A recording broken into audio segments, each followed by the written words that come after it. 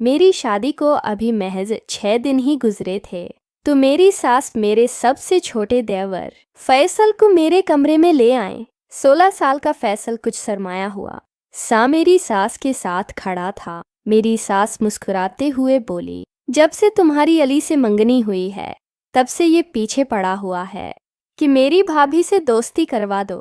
सास ने मुझे मजीद बताया कि मंगनी के बाद फौरी की वजह से फैसल को ये मौके ही नहीं मिला और पिछले 3 दिनों से उसने मेरी जान अजाब में डाल रखी है कि माँ मेरी भाभी से दोस्ती करवाएं। फैसल शर्मीने अंदाज में मेरी सास के पीछे छिपा हुआ था और चोर नज़रों से मुझे देख रहा था। मैंने मुस्कुराकर अपने दीवर फैसल की जानब हाथ बढ़ाया जिसे उसने हचकिचाते हुए थाम लिया। मैंने कहा, तुम लड़के होकर इतने, मैं तुम्हारी भाभी हूँ, बिल्कुल तुम्हारी बड़ी बहनों जैसी, तुम जब चाहो मुझसे बात कर सकते हो। इस पर फैसल ने कुछ ना कहा, बस मुस्कुराकर इस बात में सारे हलाया। न घर में सबसे बड़ी बहुत ही अली से छोटी उनकी 2 बहनें थी और उनसे छोटा फैसल था। अली बहुत मोहब्बत करने वाले और ख्याल रखने वाले शौहर थे और मेरे ससुराल वाले भी मुझसे बहुत मोहब्बत रखते थे। फैसल से दोस्ती का पहला कदम मैंने बढ़ाया था। अगरचा वो 16 साल का था लेकिन ऊंचे कद और मजबूत जिस्म की वजह से उम्र से बड़ा लगता था। शाम को मैं उसके कमरे में चली जाती और हम इधर उधर की बातें करते। जल्द ही वो मुझसे बेतकलो हो गया और मेरे कमरे में भी बला झिझक आने लगा।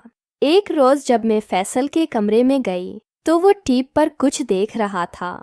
मुझे देखकर उसने फौरन वीडियो बदल दी और एकदम घबरा सा गया। फिर उसके पास जाकर बैठ गई और मुझे उसकी अड़ी हुई रंगत देखकर शख्स हुआ कि शायद वो मुझसे कुछ छुपा रहा है। मैंने बड़े प्यार से पूछा, फैसल तुम पर क्या देख रहे थे? वो परेशान होकर नफीम लगा। बोला, कुछ भी नहीं भाभी। मैंने कहा, अच्छा वो वीडियो जरा दोबारा लगाकर दिखाना, मैं भी तो देखूं कि मेरा दीवर कहाँ मसरूफ था।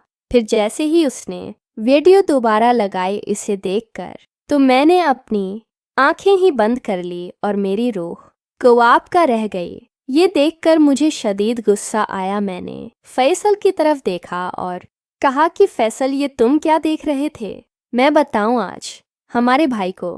फैसल पूर्ण बदहवास हो गया और बोला कि भाभी प्लीज भाई से कुछ मत कहिएगा।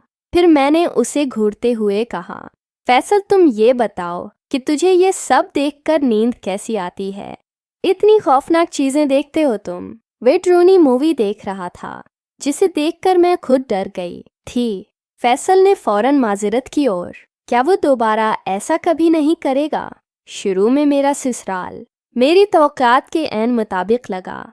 मेरी नंदे भी मुझसे बहुत मोहब्बत से पेश आए जिसकी वजह से मैं खुद को बेहद खुश नसीब महसूस करने लगी। लेकिन मुझे नहीं मालूम था तो ये खुशियाँ आर्मी हैं और मैं एक ऐसी आजमाइश में फंसने वाली हूँ जिसका तस्वर भी किसी औरतों को लर्जात दे। मैं सबसे छोटी थी जिसकी वजह से मुझे ज़्यादा तवज्जो नहीं मिली। मेरे बहन भाई मुझसे बड़े थे और जब मैं उनके पास जाती तो वो कहते कि तुम छोटी हो, बड़ों में तुम्हारा क्या काम है। इस रवैये ने मुझे अकेलापन महसूस कराया। फैसल को देखकर मुझे अपने बचपन की महरूमी याद आ जाती। शायद इसीलिए मैंने उससे ये खास करबत महसूस की और इसे अपनी तवज्जो का मरकज़ बनाया। इन्हें उसकी पसंद का खाना बनाती, इसके छोटे मोटे काम कर दें और इसके साथ गेम खेलती ताकि इसे किसी भी तरह अकेलापन महसूस न हो।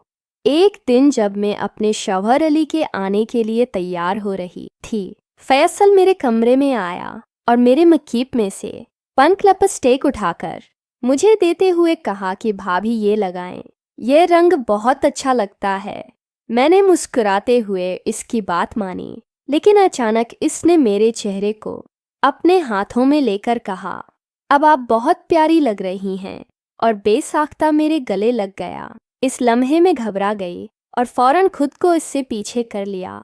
फिर फैसल ने मुझे कहा, मैं तो आपको बड़ी बहन समझकर ये सब कहता हूँ, मगर आप पता नहीं क्यों मेरे साथ ऐसा करती हैं। बरा लगा हो तो माजरत। ये कहकर वो कमरे से बाहर चला गया। इसके बाद मैं खुद को कोसने लगी कि तूने इस बच्चे के साथ गलत किया है। वो मासूम तो मुझे बड़ी बहन का दर्जा देता है, लेकिन मेरी सोच बड़ी है, लिहाजा इसकी मासूमियत देखकर मुझे अपनी गलत सोच पर शर्मिंदगी महसूस होने लगी। लिहाजा अगले रोज मैंने इसके साथ पहले की तरह हमदर्दाना रवैया बरकरार रखा है, लेकिन अब इसका मेरे इतना करीब आना बेतकल्फी से मुझे छुआना और बार करते हुए चेहरे के करीब आना मुझे बेचैन करने लगा था। हालांकि मेरा दिल कहता था कि कुछ गलत हो रहा है, लेकिन दूसरी तरफ में शैतान के बहकावे में आकर खुद को ये यकीन दिलाती कि वो अभी छोटा है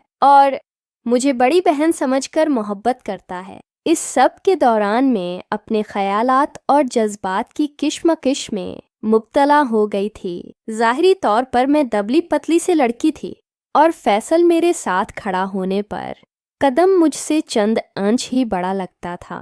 जब वो स्कूल से वापस आता तो मैं अक्सर खाना बनाने में मशहूर होती थी और जैसे ही वो अंदर आता मेरे साथ लग जाता, जिससे मुझे उलझन होने लगती।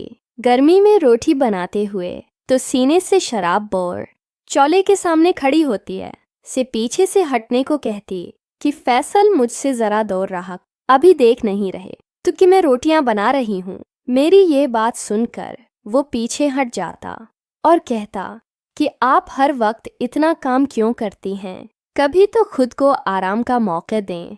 इसकी बात बदलने का अंदाज बहुत ही अजीब था, लेकिन मैं हमेशा यही ख्वाहिश रखती थी कि घर के हर फौज के दिल में अपना एक मकाम बना।